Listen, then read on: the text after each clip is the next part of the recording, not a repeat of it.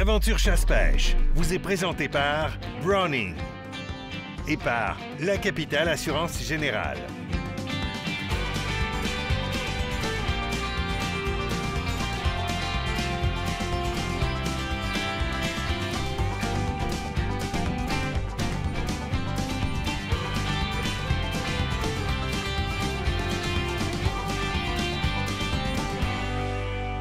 Hey, bienvenue à votre émission Aventure Chasse-Pêche, la première de la saison. Kate Nadeau-Mercier, mon acolyte. Comment ça va, toi? Ben, ça va bien, toi? Ça va. Écoute, on a survécu à la COVID, on est là, on est de retour, donc ça va super bien. Ben oui. Ça n'a pas été de tout repos, puis il a fallu qu'on arrête comme abruptement quand même. Hein? Ben oui, on a un petit peu abrégé notre saison dernière suite à tout ça pour les mesures qui étaient mises en place.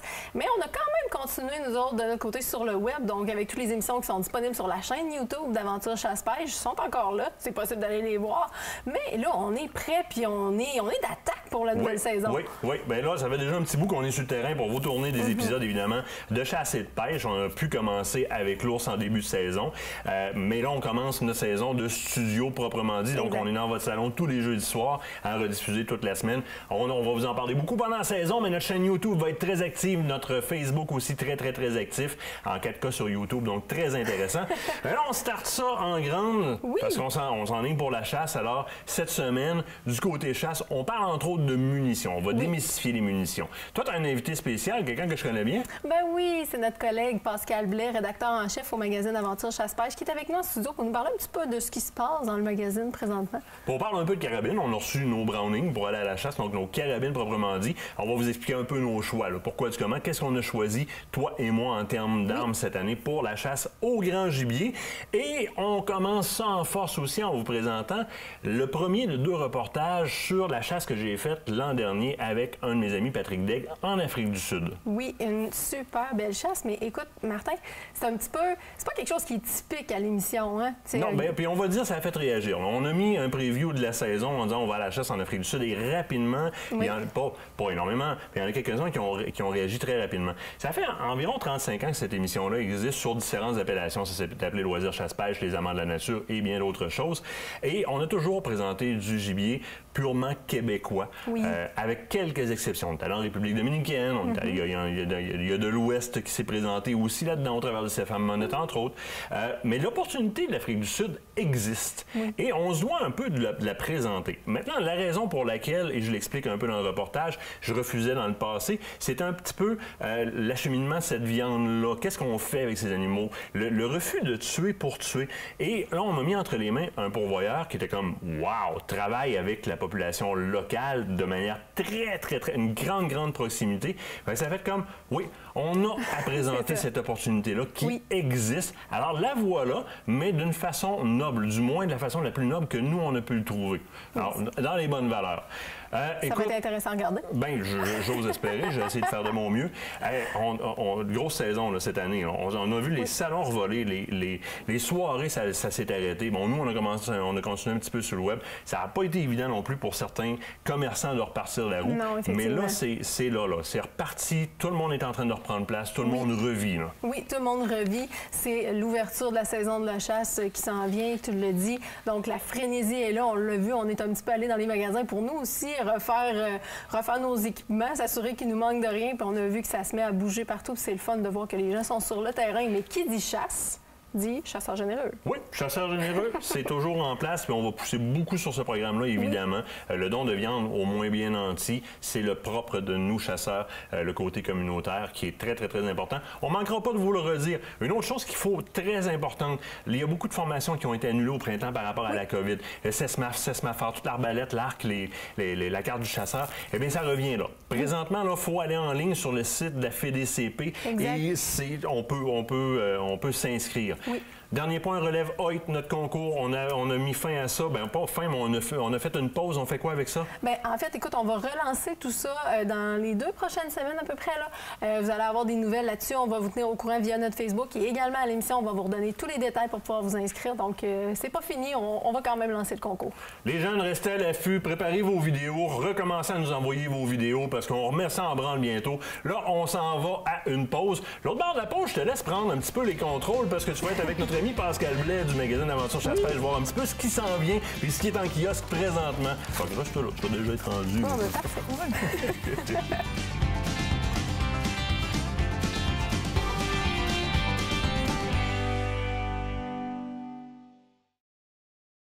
Cette partie d'émission vous est présentée par le groupe Thomas Marine, le plus grand inventaire d'embarcations Princecraft au Québec.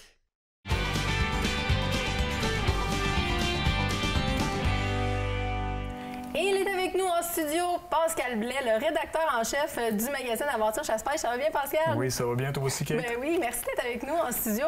Pascal, ça a été une belle année encore pour le magazine et tous les reportages que vous avez eu à faire. Parle-nous un petit peu, on a un magazine qui est en kiosque présentement. Parle-nous un petit peu. Justement, c'est notre spécial chasse, du spécial chasse à l'orignal. Surtout, on a 3 bons articles, Kate, dans le magazine Automne qui est présentement en kiosque. Je vais t'en faire un petit topo. Dans le fond, je vais te faire un topo des meilleurs articles. Du côté de l'orignal, on a un article de Bonne-Toine qui s'appelle Le Triangle infernal. Je pense que tout chasseur d'orignal doit lire ça. C'est une technique qui se déploie à 3 chasseurs. Okay. Dans le fond, c'est un triangle. Chacun a des rôles très spécifiques, comme un qui fait le boc, un qui fait la femelle, un qui fait le veau. Puis on va se déplacer dans des environnements où est-ce que l'orignal est. Et puis selon, tout dépendant, les réponses de mâles qu'on a. Et puis bon, Born to Hunt, toute l'équipe nous dévoile un petit peu là, leur technique secret avec laquelle ils chassent le plus. Il faut le dire, parce qu'en tournage, ils doivent être tous ensemble. Oui. Fait que c'est vraiment sur cette technique-là qu'ils vont miser leur succès. Donc, je pense que c'est allé juste pour ça, ça vaut le prix du magazine. Ça donne le goût. C'est ça. Michel Terrien aussi qui a un article, Les forêts interconnectées. On se déplace en forêt, on a un gros territoire boisé, on ne sait pas trop où est-ce que c'est que les orignals vont passer, où est-ce que c'est qu'il pourrait y avoir des connexions entre les différents patrons d'orignal. Bien, Michel nous fait un article complet là-dessus. Là, c'est tous des trucs à savoir où est-ce qu'on pourrait se positionner pour intercepter des orignaux. C'est intéressant. Oui, on a un article aussi sur la tique, Kate, la tique d'hiver. On en entend beaucoup parler. Énorme, oui. On sait qu'il y a plusieurs chasseurs qui vont jeter leurs insuccès sur cette petite bestia-là. Fait que là, finalement, il y a une grosse étude qui est déployée, 3,3 millions de dollars qui est en jeu pour essayer de comprendre, essayer de trouver une faille dans leur cycle de vie, pour essayer de les contrôler, dans le fond, pour faire diminuer la population chez nos orignaux. Ben, on s'entend que c'est une situation qui est préoccupante. Là. Je veux dire, on a eu la chance de voir une conférence, entre autres, avec un biologiste qui sont à l'étude, justement, à ce niveau-là, qui vient un petit peu compléter ce qu'on voit dans le magazine au niveau de ce que vous avez eu comme article. Puis sérieusement, c'est vrai que c'est une situation qui est préoccupante, puis il faut s'en occuper là, présentement. Donc c'est le fun, justement, peut-être de voir un petit peu où en est l'évolution de ce dossier-là dans le magazine. Oui, puis on va énumérer en détail les actions qui sont faites. Et puis de ce que je parlais avec les différents intervenants là-dedans, on va en arriver à une solution. On a déjà des pistes. Là. On va intervenir dans le cycle de vie. Dans le fond, il faut les intercepter une fois qu'ils sont au sol, okay, quand ils vont se reproduire, quand ils vont pondre leurs œufs. Fait qu'on devrait en arriver à quelque chose de bien pour enfin éliminer ce parasite-là. Effectivement. Là, on a parlé d'orignal parce qu'il y a la chasse, mais tu dois parler un peu de chevreuil ou de dindon? Oui, on a un article intéressant sur le chevreuil. C'est Max Lapointe, dans le fond, qui va nous parler comment berner différents sens du chevreuil. On sait, le chevreuil, c'est la bête la plus allumée dans nos bois, je pense. Là. Que ce soit l'odorat, la vue. En tout cas, il faut vraiment être allumé pour berner tous ces sens du chevreuil-là. Fait avec la vue, Max, il va nous donner un truc de par une guenille blanche, comment sécuriser les chevreuils, même s'ils nous ont vus. Aussi, dépendant, là, quand on chasse à l'affût, il faut sortir de notre cache le soir. Oui. Ben, Max va nous donner un petit truc, comment sortir pour que le chevreuil reste dans son esprit, qui ne savent pas si vraiment c'est un prédateur ou si c'est un autre chevreuil. Ouais, puis c'est une bonne stratégie. Non, vraiment. Moi, ça fait une couple d'années que je l'utilise, puis vraiment, là, ça minimise les effets négatifs de sortir quand les bêtes sont là. Fait que les chasseurs qui sont à l'affût, là, c'est vraiment à privilégier ce petit truc-là. C'est un plus à lire. Vraiment, vraiment. Kate aussi, cette année, c'est nouveau, on a une saison de chasse au dindon à l'automne. Oui, on a un article juste sur ce sujet-là, le dindon à l'automne. Et puis on a un spécialiste qui livre tous ses conseils là-dessus. Steve Tardy, il a chassé dans 20 États américains différents. Il a chassé l'automne, il a chassé le printemps. Fait que lui, il a une expérience incroyable à ce niveau-là. Il va nous parler des cals qui sont bons quand même l'automne, parce qu'on s'entend que le printemps, c'est la saison de reproduction, mais le call fonctionne aussi selon certains sons qu'il nous explique là-dedans. Il nous parle aussi d'une technique incroyable qui fonctionne quasiment à tout coup, puis qui est tellement simple. Ça s'appelle la technique du dispersement. Oh. Je Je peux pas en dire plus, mais si on voit des dindons dans un champ, on fait cette technique-là, et puis selon lui, là, 2 heures après, notre dindon est récolté. Ah, mais là, il faut aller lire ça dans ce cas-là pour augmenter nos chances de succès. Oui. Puis, écoute, Pascal, on parlait un petit peu au niveau reportage et tout ça, vous en avez fait. Vous avez fait des tests aussi beaucoup sur le terrain cette année. Je sais que tu es quelqu'un de très, très méticuleux. Et toi, explique-moi pourquoi c'est aussi important d'aller faire des tests de manière aussi pointue pour le magazine. Bien, on veut dévoiler, dans le fond, la vérité de par différents scénarios qui peuvent nous arriver. Kate, c'est important. Comme là, dans ce magazine-ci, tu me fais penser, on a un article sur la pluie peut-elle influencer la précision. Tout d'un coup, on est en situation de chasse à l'orignal, il arrive un orage, on sait, avec les automnes de plus en plus chauds, ça peut arriver. Oui. Il y a un gros mâle qui est l'autre bord du lac, à 1000 pieds, qui sort. On prend-tu la chance de le tirer? Est-ce que la pluie peut influencer notre tir? Oui. On a testé ça en situation au champ de tir, puis on en est arrivé à des résultats. C'est tous des questionnements comme ça qu'on en arrive à des réponses que le chasseur normal dans une vie pourra jamais arriver à savoir qu'est-ce qu'il y en est. Bien, nous, on les teste, on prend les devants, et puis c'est des informations qui sont très intéressantes, qui méritent d'être publiées. Tout ça, c'est à lire dans le magazine qui est en kiosque présentement. N'oubliez pas de vous abonner, hein, c'est important. Si jamais vous ne l'êtes pas au magazine, pour pouvoir recevoir ça directement chez vous, puis en plus bénéficier du rabais qui vient avec. Merci beaucoup, Pascal, d'avoir été avec nous. Ça m'a fait plaisir. On va se revoir en cours de saison pour parler des autres magazines. Certainement. De notre côté, on s'en va à la pause, puis au retour, on s'en va à la chasse en Afrique du Sud chez Elan Safari.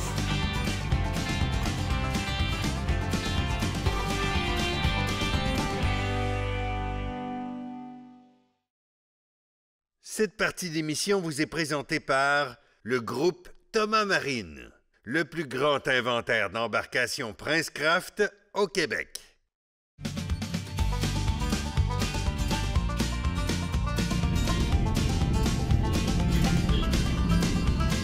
Hey, on vient de décoller. Là. Ouais, on est parti. On s'en va où? Amsterdam. Amsterdam, puis après ça? Je sais pas. On verra. Ouais, suivez, vous allez voir, mais on s'en va par là. En fait, on va tourner par là. Ah, ben, en tout cas, on s'en va de même.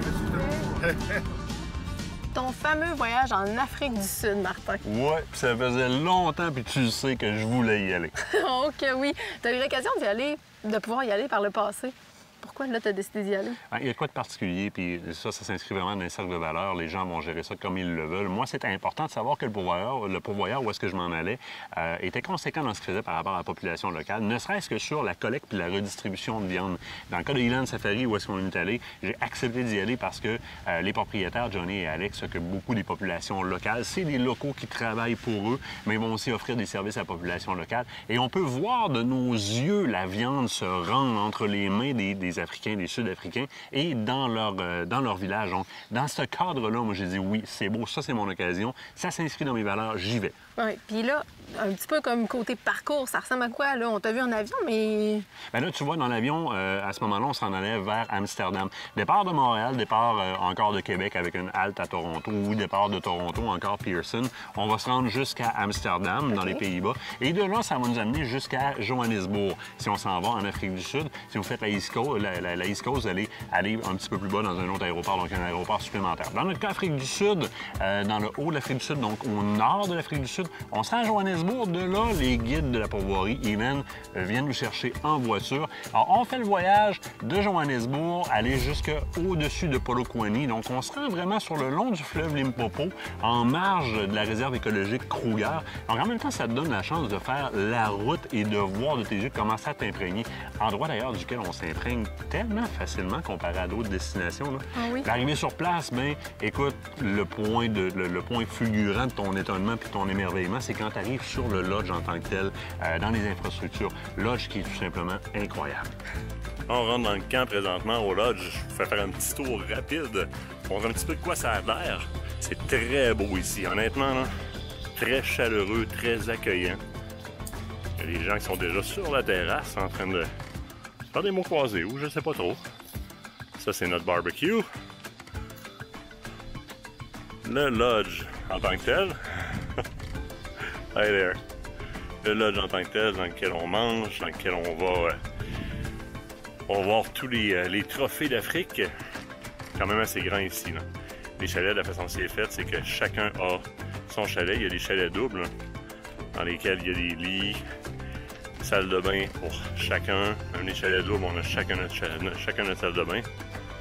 Des plus grands chalets qui peuvent accueillir plus de gens. Et des petits chalets comme ceux-là dans lesquels on loge, nous. Hey, c'est beau, là-bas, pour vrai! Oui. Mais, tu sais, honnêtement, les chalets, là, pour vrai, en dedans, ça ressemble à quoi? Ben, c'est un chalet complet, c'est-à-dire que tu as vraiment un beau grand lit. C'est un chalet qui est fini à l'intérieur, complet. 3 cathédrales en paille, mais c'est de la paille très, très, très tissée, serrée. Okay. Air climatisé. L'air climatisé, super intéressant. On se pose souvent la question sur les bestioles en Afrique parce qu'il y en a énormément, évidemment. C'est l'été tout le temps, tout le temps, tout le temps. On peut tenir notre chalet en bas de 19 degrés Celsius. Ça fait que les insectes, les reptiles, etc. sont pas à l'aise en bas de 19 degrés Celsius. Oui. Ça fait qu'ils ne rentrent pas dans ton chalet à toi. Salle de bain complète, carrément en carrelage, avec une douche complète, une vraie toilette, un vrai lavabo, des vraies étagères pour mettre tes choses. Fait que t'es vraiment bien dans ton chalet. Là, dans le lodge, tu peux voir les différents animaux qui sont disponibles, dans le fond, chez Ilan. Littéralement, parce que les Québécois, on ne connaît pas nécessairement les espèces animalières. Je vous dis bushbuck, blessbuck, springbuck, ça vous dit absolument rien. On arrive pour la plupart, là, je m'excuse pour ceux qui connaissent ça.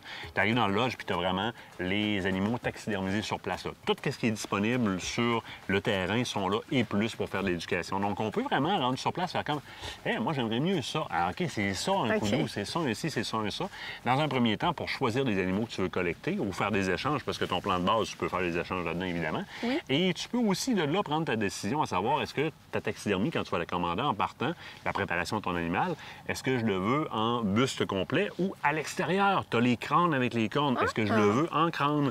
Parce que sur place, on va, lorsque tu vas à la chasse, skinner ton animal, le préparer, saler le crâne, prétanner la peau. Il y a des séchoirs, donc tout va être préparé là-bas. Et tu vas pouvoir prendre ta décision parce que tu vois les animaux un coup finis sur place. Donc ça, c'est génial. Ça se passe dans le lodge, ça. OK. Puis côté alimentaire, ça ressemble à quoi?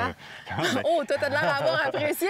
Dans un premier temps, tu vas expérimenter les viandes que tu chasses. Parce que lorsqu'on chasse, on va conserver une partie de la viande. On va en donner à la population locale, mais on va conserver une partie de la viande et tu vas la consommer là-bas.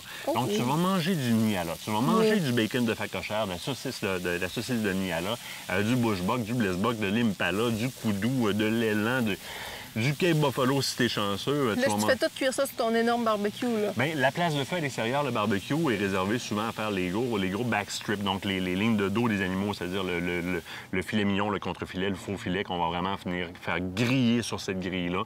Mais toutes les parties, on garde un petit peu de toutes sortes de parties de l'animal là, pour te faire manger ça. Et c'est des repas complets. Hein. Tu es en formule relativement 5 étoiles. Le matin, c'est déjeuner quand même relativement complet, dans le sens que tu n'auras pas les œufs bénédictines, etc. Mais tu as tout ce que tu as besoin avec un bon café. Les repas sont complets. On fait des lunchs souvent si on reste sur le terrain pour le dîner, sinon on mange au lodge. Les anniversaires même qui sont fêtés sur place, on avait des Américains qui étaient avec nous autres et puis on a fêté leur anniversaire sur place. Donc tout est là. Puis en permanence, bien, il y a un bar avec un petit frigidaire. Boissons douces, boissons alcoolisées sont disponibles là. C'est inclus, mais avec modération toujours. On ne tolère pas l'alcoolisme sur place comme tel. Mais les bouteilles d'alcool sont là. Tu peux même te faire tes mix toi-même. Donc, c'est vraiment au niveau du service, c'est épatant. Et c'est des locaux qui nous font à manger là-bas, qui sont le chef avec sa femme qui travaille dans la cuisine. Fait que c'est assez particulier parce qu'ils vont vraiment apprêter à leur façon. Fait que tu as comme l'expérience complète et tu utilises la viande que tu as chassée. Ouais, ça, c'est le fun. Bien, parlant de chasse, oui. Probablement que le lendemain, tu es parti à la chasse. Oui, bien là, on va faire dodo dans un premier temps, puis le lendemain, on s'en va à la chasse. On a un objectif en particulier. On embarque dans le pick-up et on s'en va à la chasse. Bon.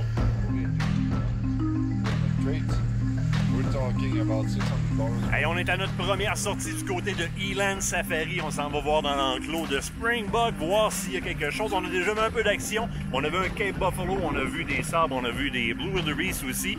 Pat qui est avec moi dans le truck. Pat, comment ça va? Ça va très bien, et toi? Ça va super bien. T'es-tu prêt?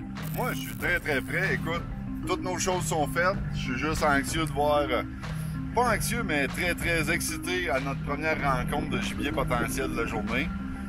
J'ai hâte que tu fasses ta première rencontre. Première rencontre, ça peut être le fun, ça. En arrière de nous, qui y a? Devon qui est avec nous derrière, donc notre guide, c'est notre PH, donc c'est Devon qui s'occupe de nous. Toute la semaine, vous allez le revoir beaucoup. On a des gens avec nous qui veulent voir des animaux. Donc on a une petite invitée à l'arrière qui veut venir voir un peu qu'est-ce qui se passe dans ces parcs-là. C'est pas une chasseuse, strictement de l'observation, un petit peu de tir à la cible avec nous ce matin, c'est juste bien le fun.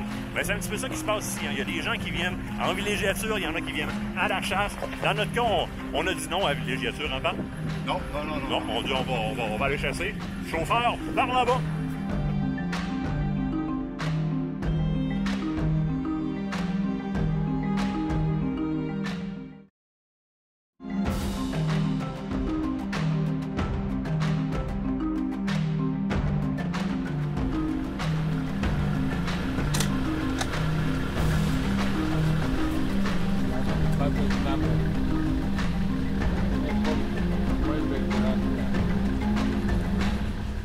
Ça, c'est pas la bébête après laquelle vous couriez, pourtant, là. Oui, c'est Pat. On prenait pour un springbuck. Pat a toujours rêvé de faire un sabre, un sable, à l'arc. Il faut savoir que généralement, on chasse vraiment à l'intérieur des camionnettes, donc dans les boîtes des camionnettes. On descend pas dans le bush, dans la forêt en Afrique pour aller faire de la chasse fine, mettons. En parlant un peu avec les pourvoyeurs, on peut réussir à le faire. Dans notre cas, c'est des amis. Donc, on voit un sabre, on décide de descendre à pied et de commencer à faire une chasse fine à l'arc. Particularité, le sabre était en train de se rafraîchir à l'ombre et il nous donnait une shot qui était vraiment là, qui était écœurante. Malheureusement, il nous a vus à l'approche. À partir de là, l'animal sait qu'on court après. Et les animaux en Afrique, c'est vraiment leur vie, c'est des questions quotidiennes, là, ça se fait manger. Les lions pensent à tout. Exactement. Donc, le côté fuir est très, très, très présent. À partir de là, on a besoin de quelque chose qui s'appelle un tracker. Dans notre cas, Jules, qui est le tracker qui est spécialisé dans les traces pour savoir où est-ce qu'il s'en va. Autrement, là, nous autres, les petits Québécois, là, on ne retrouve pas ce sable-là. Donc là, on se met en branle. Devin et Jules prennent les devants. Pat les suit derrière. Devin s'occupe de placer Pat. Puis moi, je suis en arrière avec la caméra. Puis je pompe autant que Pat. On est embarqué sur les traces d'un sable. Patrick est à l'arc, donc les approches sont très, très, très difficiles. On continue. Je m'en vais.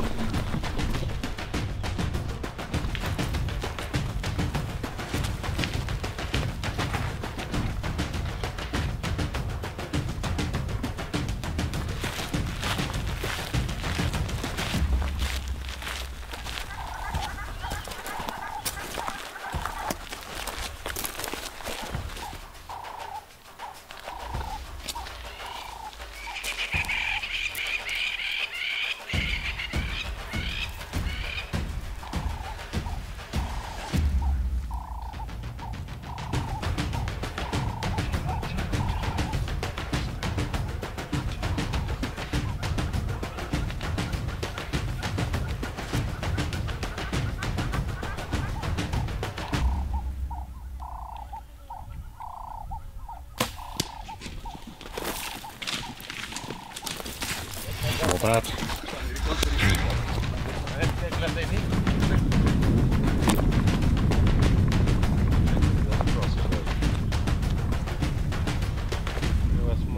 Pat, tu viens de tirer sur un sable à l'arc, une belle petite... hein? On s'est faufilé un peu dans le bois pour le trouver. Ça a été une bonne traque, on l'a vu, on l'a traqué, Joel l'a suivi. À un moment donné, moi, j'étais sûr qu'on l'avait perdu. Lui, il regardait à terre, puis à un moment donné, boum, on est arrivé dessus. C'est calme. Là... Il a même changé de bord, il était d'un côté de la hauche. Oui, il est venu chercher un petit peu de lunch sans vraiment arrêter là trop longtemps. Puis quand j'ai essayé d'avancer là, pour voir, là, pour être en dehors de son eyesight, là, de sa vue, fait que là, il a avancé un petit peu, il m'a donné une belle shot au vital. Je l'ai pris, environ 25 mètres. Ça a rentré exactement là où ce que je voulais. Ça reste que c'est des animaux qui sont extrêmement solides. On va en reparler, c'est des animaux qui sont plus solides que les nôtres. On va en reparler un petit peu plus tard. Devin, that was a nice one. Very big sable. Well, it is. Close to was, because he's looking for it. Yeah. Et vous voyez les gars qui regardent par en arrière, c'est qu'ils regardent notre tracker en train de voir où est-ce qu'il rentre dans le bois. So this is a good one. Yeah, we just need to give it a bit of time. Maybe 20 minutes, half an hour, let it lie down, and then we'll start looking for blood and carry on the trail. Écoute, de même. Devin, nice Devin, my friend. Well done, sir. Ilan Safari, des sables de cette qualité-là à l'arc, ça se fait. Devin, au travers de Patrick sur Facebook, super facile, Pat, on te rejoint sur Facebook, des choses comme ça, là, ça s'arrange assez facilement. C'est assez facile, on peut même faire à une semaine de vie.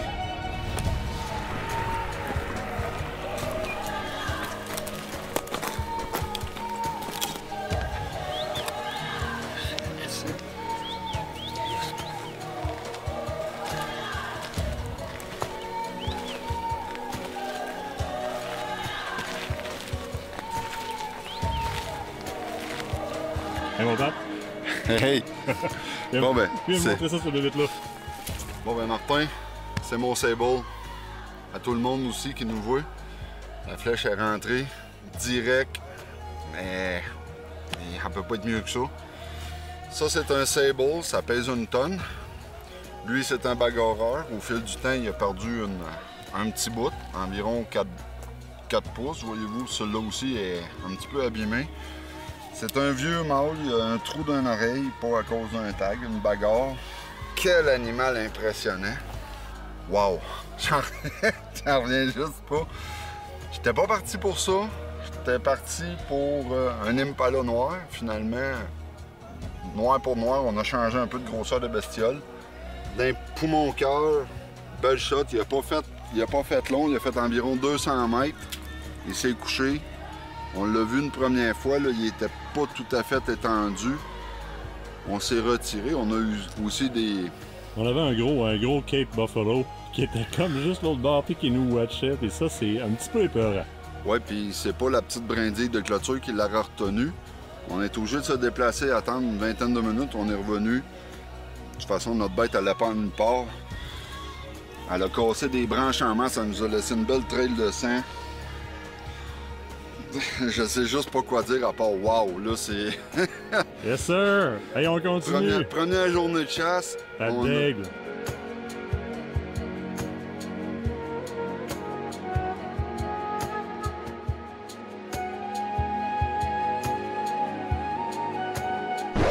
Attends une minute, là. Il manque un bout à cette histoire-là. Là. Moi, je te parlais à tous les jours parce que je voulais, bon, de un, avoir un compte rendu. De deux, je m'inquiétais un peu pas d'être en Afrique. Puis c'est un trip que moi, j'ai toujours voulu faire. Il me semble qu'il manque un bout à cette histoire-là. Je me trompe-tu, là? Le Cape Buffalo.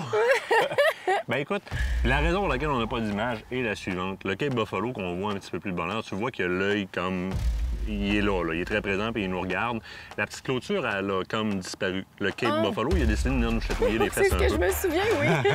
Fait que, écoute, la caméra, elle a un peu tombé par terre. On l'a nettoyée par après. J'ai plus pris la carabine à la place. Devin qui me dit « aim for the eyes », parce qu'il croyait que le Cape Buffalo se rapprocherait dangereusement, ce qu'il a fait d'ailleurs. Et avec la 30-06 qu'on avait dans les mains, bien, c'est vraiment pas assez puissant pour terrasser un Cape Buffalo. Ouais, j'ai sauté une clôture de 12 pieds, entre autres, il m'est passé sous les fesses. C'est la deuxième cause de mort en Afrique, le Cape Buffalo, on l'appelle le Black Devil là-bas, et il nous a vraiment pris en chasse. Ça a pris d'autres trackers qui sont venus avec des pick-up pour l'intéresser plus loin, pour qu'il finisse par me lâcher, qu'on n'ait pas à tirer sur l'animal. Honnêtement, on aurait pu y laisser notre peau comme le sable que tu as venu récolter. Ah, mais moi, là, sérieusement, tu m'as conté ça, j'en avais des frissons, là. Moi, je riais. Ah, pour toi, puis toi, tu riais. Toi qui es toujours tellement calme d'habitude, tu sais. Moi, j'ai comme, j'ai vécu un trip, là, c'était écœurant, j'ai manqué de me faire tuer. Hein? Oui, effectivement, ouais. Ça a été une belle expérience. Puis là, le lendemain, oui? Moi, je faisais ma première chasse. Ben oui, ta première chasse au blesbok. Exactement. Blesbok qui était mon premier animal en Afrique. Et là, j'étais comme... T'es un peu fébrile.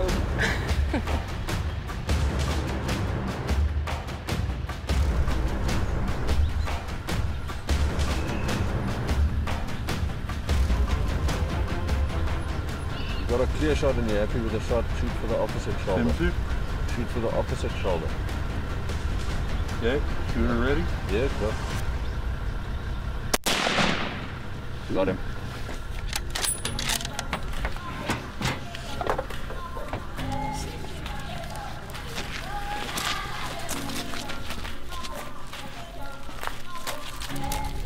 Oui, je te suis. On va faire un bon tir. Sur un buck. On saura de quoi ça a l'air. Yes, man. Good shot, sir. Yes, man. My very first freaking animal, actually. I'm shaking like I didn't shake way for years and years in whitetail. And I got myself shaking. Yeah. You got the blesbok fever? Absolutely. Allez, on va voir ça. Premier animal africain. Honnêtement, là, je shake comme un enfant.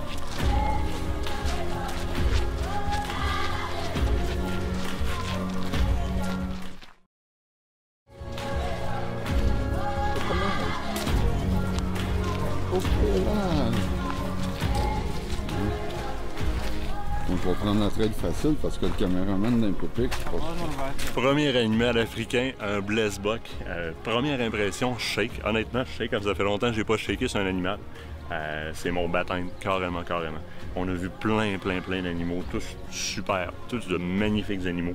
Celui-là, ce blesbok-là, c'en est un qui était, bon, Devin, notre guide, notre PH, il dit « Oh, you gotta get that one. Il faut que tu prennes celui-là, c'en est un très beau. » Puis effectivement, les gars sont en train de le regarder.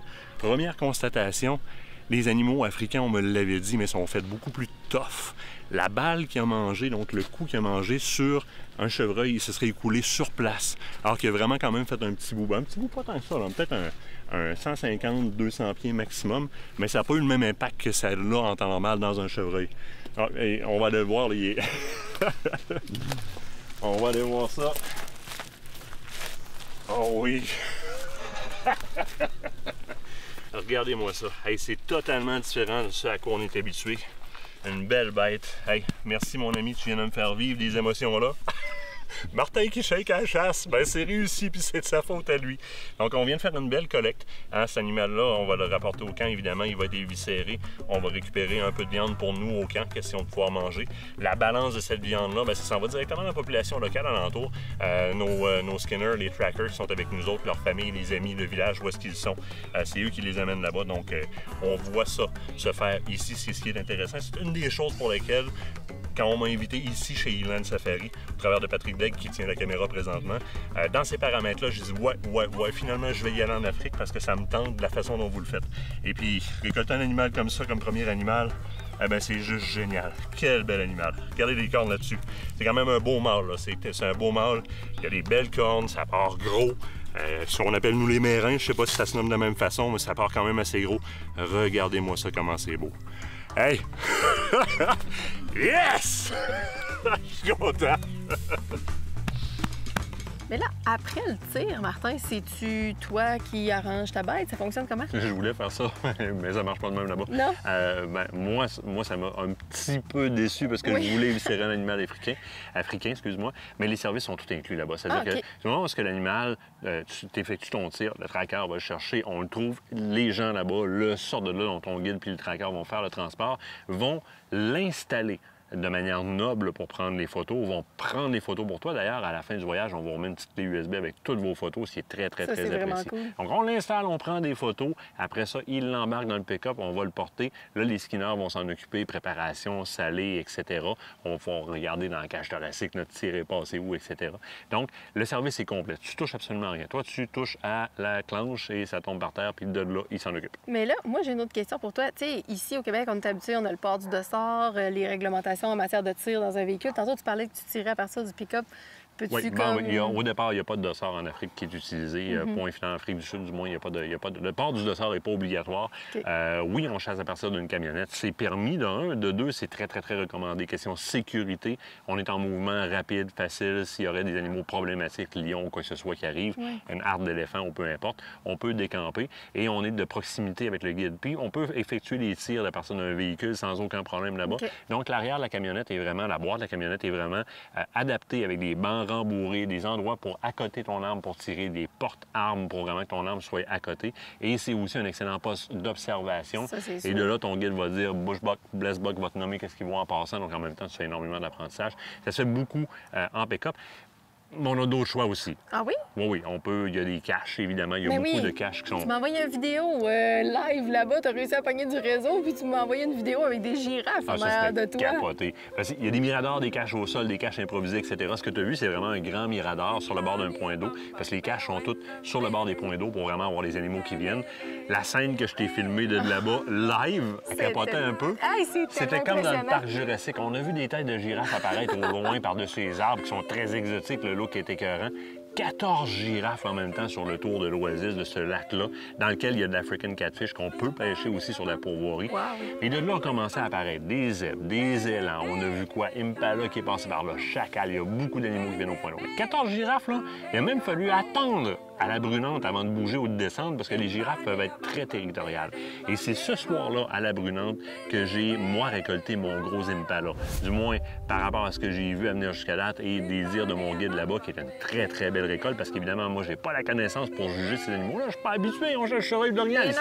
Donc, très bel Impala que j'ai récolté là-bas. J'en étais très fier. Il s'en vient d'ailleurs. Bientôt, on va le montrer en studio, là. On a hâte de voir ça. Absolument. Jour 3 et 4, Martin, un petit peu particulier. Vous avez plus fait un petit peu d'observation. Oui, parce qu'il y a énormément d'animaux là-bas. C'est littéralement National Geographic en 4K. Là. Hey, je sais, tu m'envoyais des photos puis des vidéos, puis j'étais avec les enfants chez nous, puis on avait l'impression de voir National Geographic, comme tu dis, mais en format privé. C'est fou parce que la propriété là-bas est très grande, puis les animaux résidents, puis les animaux qui traversent du parc Kruger, puis près du fleuve Limpopo, par-dessus les clôtures et qui rentrent sur la propriété sont nombreux. Fait que t'entends de loin venir des troupeaux de zèbres, par exemple, qui traversent, on tombe sur des nialas, on va tomber sur, on a vu des vautours. Mon Dieu, qu'est-ce qu'on a vu? Une espèce de guinefowl, si je me trompe pas, qui ressemble à une pintarde un peu, qui serait peut-être l'équivalent de soit d'une grosse perdrix ou d'un petit dindon sauvage. Là-bas, il y en a à profusion, ça se chasse aussi. Les facochères qui se grattent les fesses dans la boîte, par Waigo. On a fait de l'observation et il y a beaucoup de gens qui vont là pour l'observation. C'est beaucoup moins cher que d'y aller en safari, chasse, si tu le veux. D'ailleurs, tu sais, le fameux mirador dans lequel je t'ai filmé les girafes, bien, c'est un poste d'observation qui est excessivement privilégié par les photographes animaliers parce que ce point d'eau-là en particulier attire énormément d'animaux. Il y avait un troupeau de springbok, entre autres, nous autres, qui s'est pointé quand on était là, quand même assez tripant.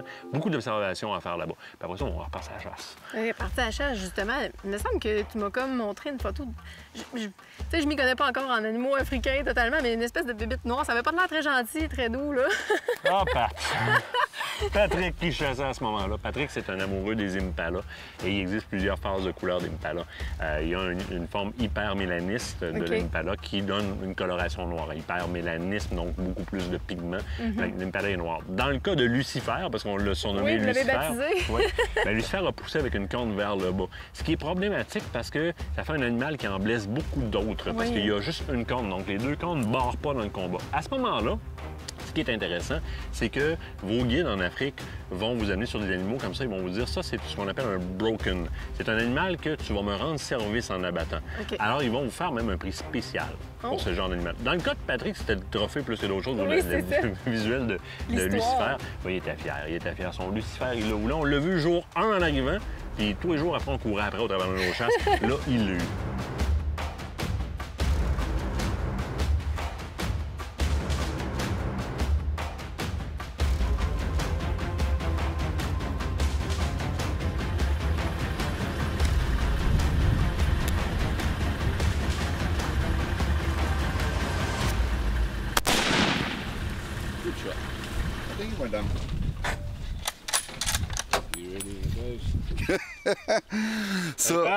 Ça, c'était Fast and Furious, mon gars. C'était très rapide du tracking. On l'a eu. C'est Lucifer qui est down. Yes, sir. Yeah, we have to be careful, eh? Loose on the skull. Yeah. He's got a broken skull. That's why he was that done. Oh. Patrick Degre, on est chez Eland Safari. Tu viens de récolter toute qu'une bête surnommée Lucifer. Comment tu te sens? Je capote. C'est fou raide. J'ai déjà tué des impalas. C'est mon premier noir, mais un bagora comme ça qui a réussi à grandir autant avec une corne qui a été cassée, qui a ressoudé et des traces de bagarre intensives partout. Toute une bête furtive malgré sa couleur dans l'environnement vert et brun. Finalement, il m'a laissé une chance très minime de placer un coup mortel. Je l'ai fait, direct sur place, dans ses traces, comme on dit. Aucune souffrance, mais quelle belle bête, unique en son genre. Très belle bête. Hey Pat, tape là-dedans. Yes, chum. Super ça.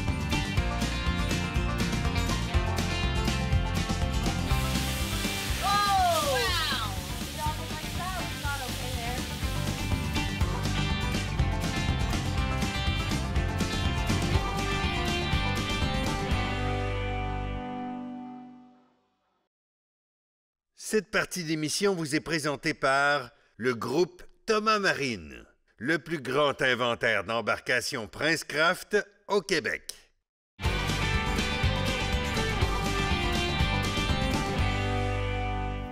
C'est la saison de la chasse. Qui dit chasse dit choix de munitions. Puis on a eu énormément de questions là-dessus, Martin. Ça serait peut-être le fun qu'on fasse le tour ensemble, qu'on puisse regarder comment on fait notre choix quand on arrive en magasin alors que les tablettes sont remplies d'un paquet de boîtes, puis c'est vraiment mêlant. Puis là, je l'ai vécu pour de vrai. Hein. Je l'ai fait tirer de beaucoup de calibres, aller jusqu'à 4,50 Bushmaster. Ah, vraiment? Puis t'as fouillé dans les boîtes de balles. Fait comme, pourquoi t'as 6 boîtes de balles de la même calibre, pas pareil, pour des affaires différentes?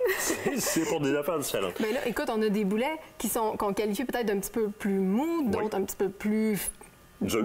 Oh oui, on va dire. Ils sont vraiment plus durs. Fait que, est-ce que tu peux peut-être nous expliquer c'est quoi la différence? Puis pourquoi on choisit un boulet mou par rapport à un boulet dur? Je te dirais que c'est vraiment comme ça qu'il faut le voir au départ. On va partir de boulets plus mous qui vont pouvoir être efficaces, par exemple, dans un animal qui va être moins coriace, aller vers des boulets plus durs quand un animal plus coriace va le nécessiter. Okay.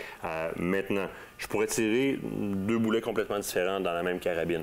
En me réajustant avant ma chasse, tout simplement, je le fais, moi. Par exemple, je vais tirer du Winchester Ballistic Silver Tip et on va y arriver, on va l'expliquer par la suite. Quand je suis au chevreuil, par exemple, parce que c'est un boulet à densité sectorielle qui est basse, mais qui est précis, alors ça va ouvrir rapidement. Le choc hydrostatique est important, ça tombe là. Oui, puis c'est important de le dire. Hein? Oui. Quand on tire avec des munitions comme des balles, bien là, c'est pas la même chose quand on tire avec une flèche. Donc, c'est vraiment le choc hydrostatique. Puis ça, c'est à considérer quand on fait notre choix de munitions. Et voilà, puis on va y venir avec la balistique terminale. Oui. Alors que si je m'en vais sur un animal plus coriace, je vais choisir un boulet qui a une densité sectorielle plus dure, comme par exemple le Barnes Vortex ici, ou encore un AccuBand ou un SST, un AccuTip qui vont être intéressants, qui vont être plus durs, qui vont me donner de la portée. Le Winchester Ballistic Silver Tip aussi, mais c'est un peu plus mou. Mais regardez, je t'ai pris du début, je reprends ton explication. La flèche fait saigner, la balle crée un choc hydrostatique. Alors, ce que je veux, c'est la balistique terminale. Lorsque la balle frappe l'animal, qu'est-ce qui se passe ici? Est-ce que ça ouvre tout de suite? Est-ce que ça ouvre trop vite? Ou si ça ouvre pas pantoute puis ça passe bord en bord? Grand classique ici, en plus en 30-30. Elle aurait pu être en 30-06 aussi. Remington Core-Lock. La Remington Core-Lock, et là, il y en a beaucoup qui vont dire ça a tué plus de gibier en Amérique du Nord que n'importe quoi d'autre. Oui, mais ça fait tellement longtemps que ça existe. C'est ça. Pendant des années, il n'y avait que ça. Fait que c'est sûr. Il y a encore des pourvoiries qui le conseillent. C'est un boulet qui fragmente très rapidement. Alors, si on n'a pas un tir, par exemple, dans une chair qui est relativement molle, derrière lequel il y a un organe vital là, on risque d'avoir des problèmes. À certains moments, des tirs de face, par exemple. Oui. Tirs de face, on peut carrément blesser un animal. Ça fragmente rapidement. Donc, Core-Lock, Interlock, qui sont deux cousins très proches. On va évoluer avec ça ici. C'est un soft tip, tout simplement. Alors, ce que j'entends par soft tip, c'est que si tu remarques sur la pointe ici, là, bon, la pointe est vraiment comme en plomb. Donc, on voit du plomb dépasser. Ce qui veut dire que lorsque ce plomb-là va frapper dans quelque chose de dur, bien, le boulet va ouvrir très rapidement. Fait que j'ai affaire à quelque chose qui va faire une fleur rapide. Donc, je veux aller vers un animal qui est un petit peu plus petit, on va se dire. D'ailleurs, c'est une 22-250, donc c'est un calibre de Varminter. Winchester Ballistic Silver Tip. Oui. Super beau compromis parce que j'ai une ogive, donc un boulet qui est de type balistique, qui va me donner quelque chose que je vais prendre dans mes mains parce que je pense que la couleur se détache mal. J'ai un boulet de type balistique, donc j'ai vraiment une pointe balistique sur mon boulet, ce qui est intéressant. Ce qui se passe avec les pointes balistiques comme ça, c'est que c'est souvent la pointe, lorsqu'elle va frapper, qui va faire ouvrir le reste. Et elle me permet une stabilité dans l'air qui est très intéressante. Et il y a une pénétration qui est le fun aussi. Mais relativement mou, donc ça ouvre rapidement. Pour le chevreuil, c'est super intéressant. Et je me suis permis d'apporter, ça en passant, c'est une 308. Oui. Ça ici, là, je fais juste un petit à côté, là. parce que non, Martin, parce que je m'amuse. On connaît pas ça. Ça ici, c'est une 243 qui est le plus petit calibre auquel on a droit pour la chasse au grand gibier. Exact. Et ça ici, vous savez, toute la polémique par rapport à la 223, l'arme de destruction massive qu'on veut retirer des armes des mains des Canadiens, là, eh bien ça, c'est une 223. Alors, c'est de ça qu'on parle. L'arme la plus petite pour la chasse légale au grand gibier, c'est celle-là ici. L'autre à côté, c'est une 308. On parle d'un petit calibre. Tu me prêtes une 300, par exemple? Là? Oui. Ça, c'est une arme qui est régulièrement utilisée à la chasse. Alors là, on parle d'une arme qui a un potentiel très intéressant. Alors juste, OK, rapidement comme ça, on retourne à notre besogne. Donc, on reprend notre ordre. Je vais augmenter en dureté, puis on va aller, par exemple, dans le Hornady SST, qui est un boulet qui est très utilisé, entre autres à la chasse à l'ours, dans le petit calibre, dans le 243, par exemple, très utilisé, super intéressant, belle densité sectorielle. Moins, par exemple, qu'un Barnes, Vortex, ou encore qu'un AccuBand. Là, ici, je vais toujours avoir un petit bémol, par exemple, au niveau du Barnes Vortex, à la distance de tir. Si je sais que je m'en vais sur une chasse où est-ce que l'ours qui est à 50 pieds de moi ou 100 pieds de moi, ça ne sera pas mon boulet de choix. Parce que je vais passer barre en basse. C'est pour des tirs plus longue distance. Puis l'exemple ultime, je ne sais pas pourquoi tu les as apportés, là, mais... Mais là, écoute, parce que ça se distingue, là. Ouais. On s'entend, là, ça, c'est à 3,38, c'est un tac, ça. Exactement. Boulet de 408 Cheetac avec... Excuse-moi, douille de 408 Cheetac avec un boulet de 3,38. Tu vois ici, c'est l'exemple parfait de l'autre extrémité. C'est un full metal jacket avec un petit window sur le bout. Donc, c'est vraiment une balle qui est faite pour transpercer, mais on ne l'utilise pas pour ça, on l'utilise pour le tir de précision. Donc, ça, c'est un calibre et un boulet de tir sportif. Ça n'est pas fait pour la chasse. Mais de toute façon, c'est illégal de chasser avec du full métal. Point final. Non, j'ai trop parlé, il faut aller à la pause. Ça a l'air, ils font des simagrées là-bas. Bien, c'est correct. Mais après la pause, tant qu'à avoir parlé de munitions, mais pourquoi pas aller vers nos choix de carabines peut-être cette année avec Browning? Good, on fait ça.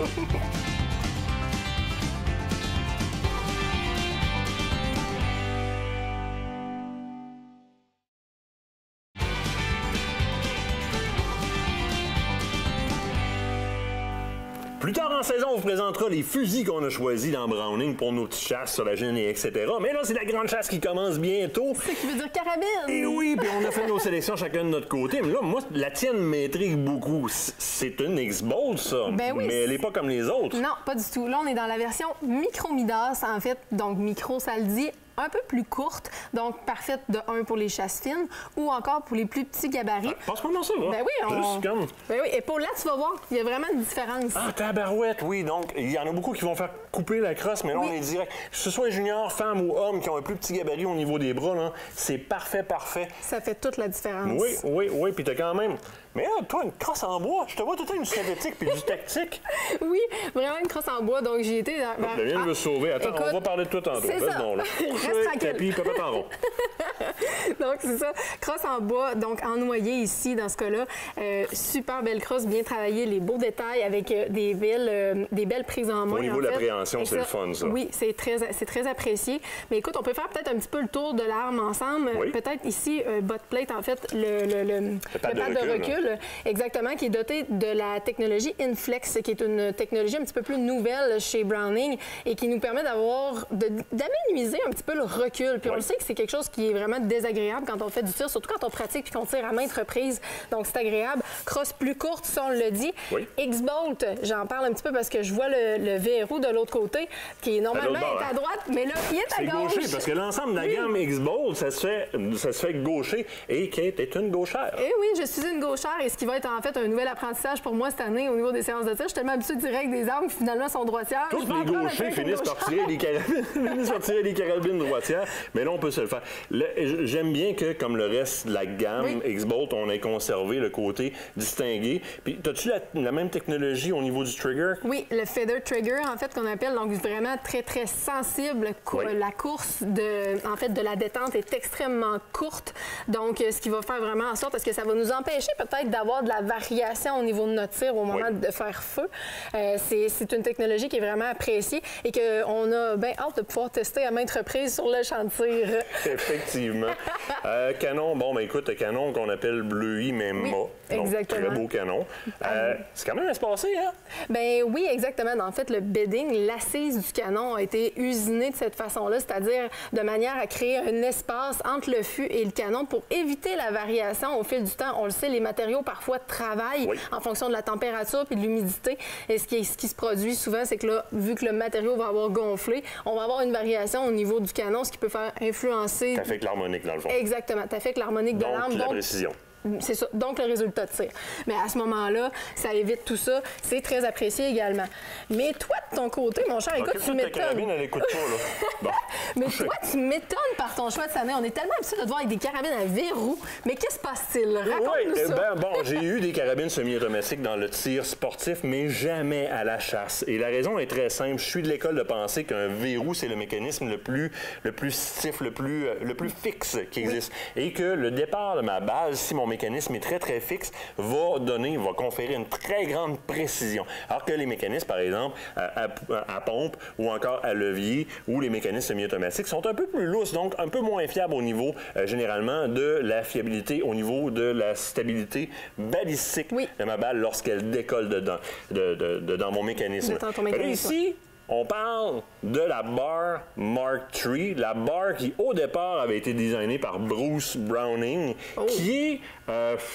c'est vraiment comme beaucoup d'éloges sur cette carabine-là dans le marché. C'est le top of the line au niveau de la précision dans ce qui est le semi-automatique. Donc, elle occupe la première place au niveau de la précision, au niveau de la durabilité et au niveau de la plage de calibre aussi. On parle de la 243 jusqu'à la 300 WSM. Quand même. Ce que très peu de semi-automatiques peuvent se vanter. D'un. De deux, on arrive avec quelque chose qui, au niveau de la conception, et c'est là où est-ce qu'on occupe la première place dans la précision, au niveau de la conception, on a une conception qui est incroyable. On n'ouvrira pas le mécanisme au complet ici, mais c'est un mécanisme qui est très, très, très intéressant et qui, justement, est très fixe. Donc, moi, ça me met très, très, très en confiance. Ça s'appelle « Mets pas tes doigts là ». Non, parce que c'est plus de doigts. Ça me met en confiance et c'est une arme qui est précise.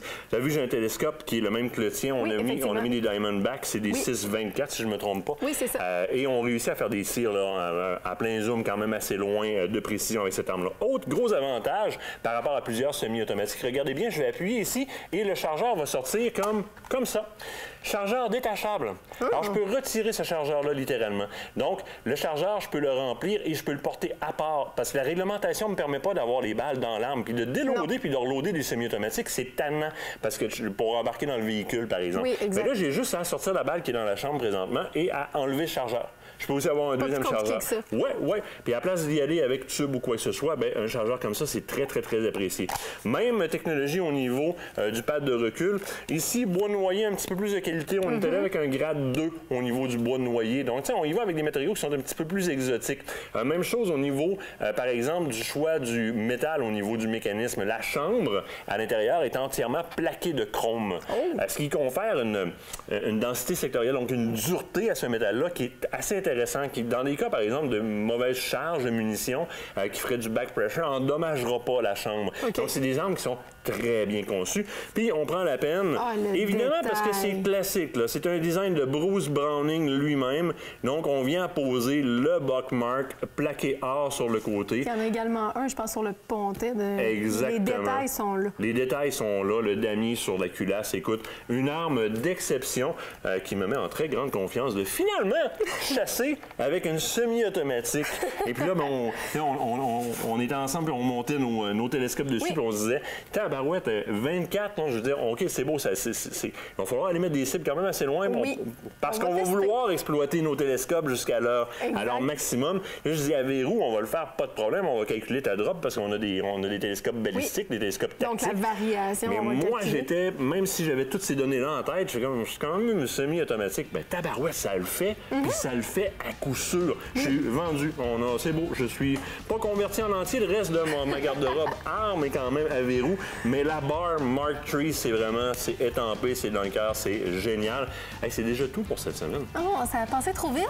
Oui. La semaine prochaine, par exemple, on a une maudite belle semaine au niveau actualité phonique, si on le veut, ou mettre des outils dans les mains des chasseurs. On a une ministre. Ben oui, on a une ministre, ainsi que son biologiste, entre autres, un de ses biologistes de l'équipe du ministère. Oui, qui va répondre à vos questions à vous autres. Exactement, ça a bougé beaucoup dans le domaine phonique, on va répondre à tout ça. C'est un rendez-vous la semaine prochaine sur les ondes de Télémag. On va-tu pratiquer un peu avec ça? Oui. Aventure Chasse-Pêche vous a été présenté par Browning et par La Capitale Assurance Générale.